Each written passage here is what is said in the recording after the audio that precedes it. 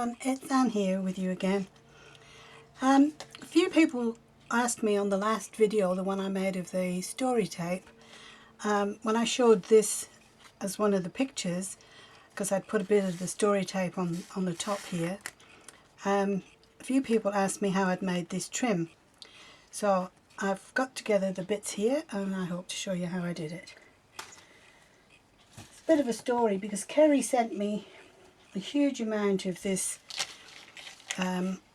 leaf ribbon, I guess it's called. But when she sent it, I didn't like the gaudy colours. I don't know if you can see that on the camera, but it's really, you know, bright colours, which I don't particularly like.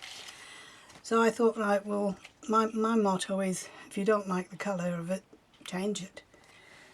So what I've done to change it is, I've used some food colouring, and the way I've done that is by, let me just put a piece of paper down in case I get it everywhere, because that's what normally happens. I've been using food colouring. There's this. Yeah, there we go. And I just get a plastic bag and I just put it in the bag. This food colouring I've got is a powder one, but you might have a liquid one, or you could use inks, you could use anything really. And I just put a little bit in the bag.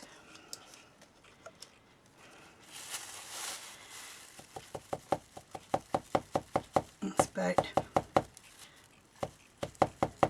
a quarter of a teaspoonful.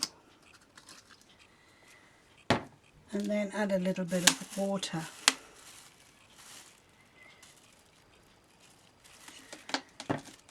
Okay, and then carefully, hope there's not a hole in the bag, and I just massage that around.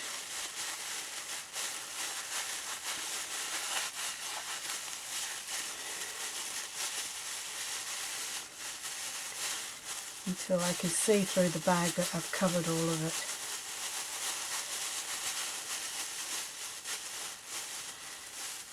Okay, I think that's all covered. Now as you can see, that looks really dark. Let me just get rid of this bag before I put it somewhere and it stains something.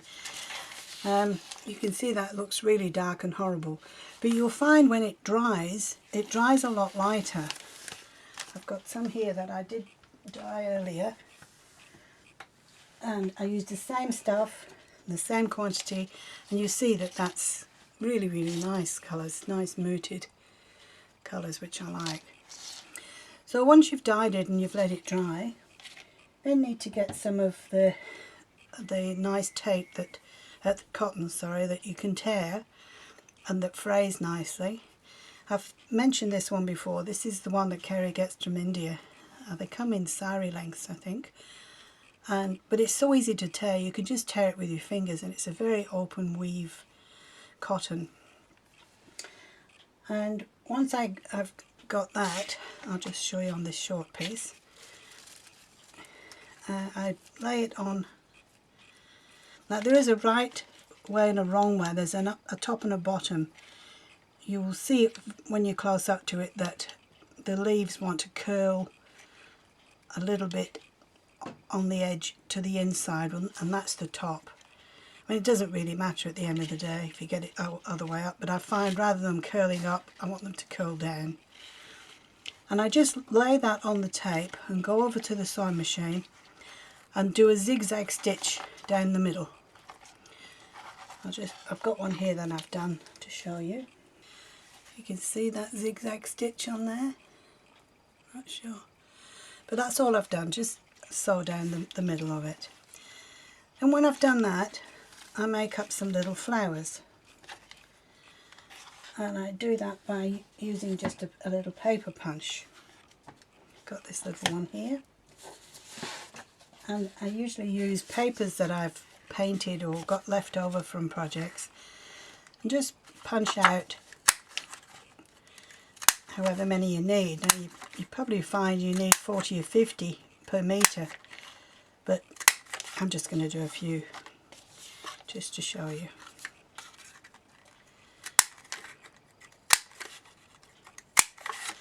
Okay, that will be enough. And then using a one of these ball tools, like an embossing tool, I just go around in the middle on a foam mat, just press round in the middle, and they'll curl up for you nicely. Oops, sorry, the camera's shaking. Nearly done. Okay, then the next thing I do is just put a little dab of liquid pearls or enamel or whatever you've got, or you could just even use a felt tip pen if you wanted to. And I just put a little dab in the middle of each flower, like that. And I like to do them different colours so they're not all exactly the same all the way down the tape.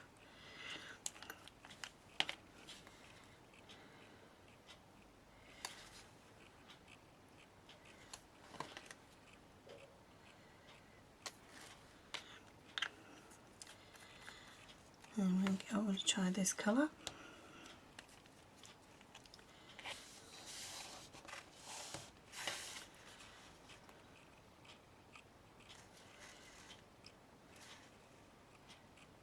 Right.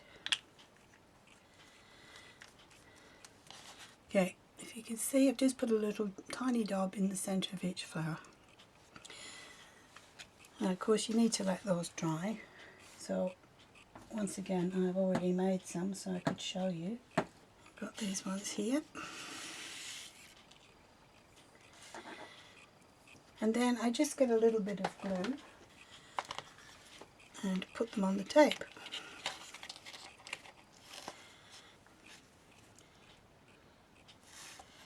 I do it sort of every inch and a half or a couple of inches. There's no rhyme or reason for it, just whatever you think. And then I just put them on the glue and let them dry.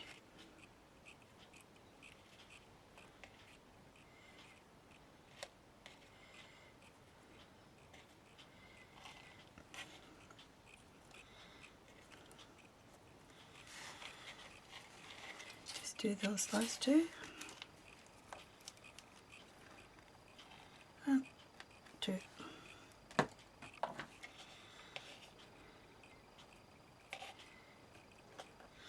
Alright, as you can see, it makes a really pretty tape, and you can use those on your tags or in your journals. Obviously it can't be used on something that's got to be washed, but there's lots of applications for it that you wouldn't need to actually get it wet or anything. Certainly in your journals and things, it would be great. Alright, that's all that there is to making that.